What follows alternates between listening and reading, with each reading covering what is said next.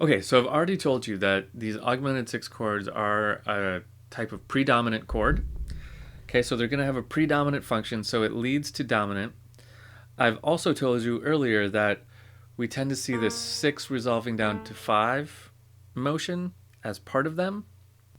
The big thing about the augmented six chords is they all kind of have this interval of flat six to raised four. Okay, so let's look at this one. So we're in the key of D. If we go up to the sixth of D, we get to B, and we're in D minor, so it's B flat. So when I say flat six in the minor key, it already is flat. So it's flat six. Okay? To a sharp four. G is the four in the key of D. There's our root.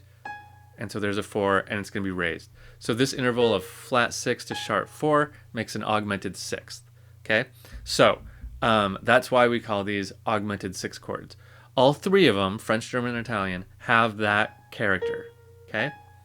One of them has the root in the middle. Actually, more than one of them does, I think.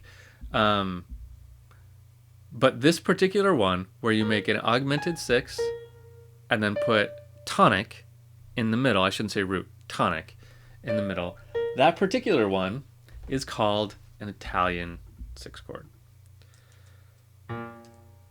So what we're going to write here is IT6, Italian six chord. That's just what we call it. No Roman numeral, no nothing. Now there are some resolutions we expect to see here.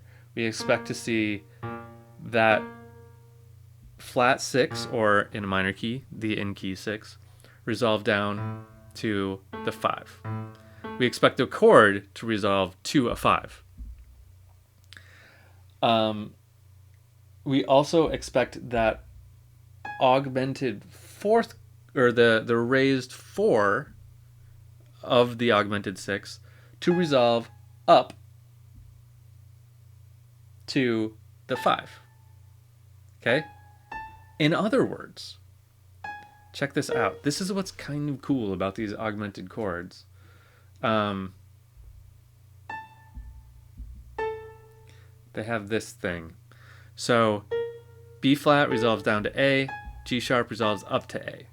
Okay? So I think in all of the augmented six chords, what you can do is take the five and then step backwards and then say, in order to make an augmented six chord, I need a leading tone up to that five and a leading tone above, or not a leading tone, but a note a half step above that five and out. Okay, so that these resolve out, right? It's like the G sharp, B flat opens up to an octave A. And that is effectively what happens here. This B flat goes down to an A, this G sharp goes up to that A, the D stays on a D. Okay?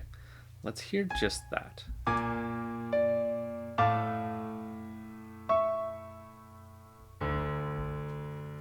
Okay? So, I know I said a lot there. Don't worry, we're going to go into this a little bit deeper. So that's kind of the crash course on augmented six chords. We're going to get a little gnarlier now. I shouldn't say gnarlier. We're going to get a little bit deeper into them now. Let me just play this. So feel the opening up of that. That is the augmented six sound. Okay, so that's basically how they work. Let's go deeper down the rabbit hole. And let's start with examining a little bit more detail about the Italian.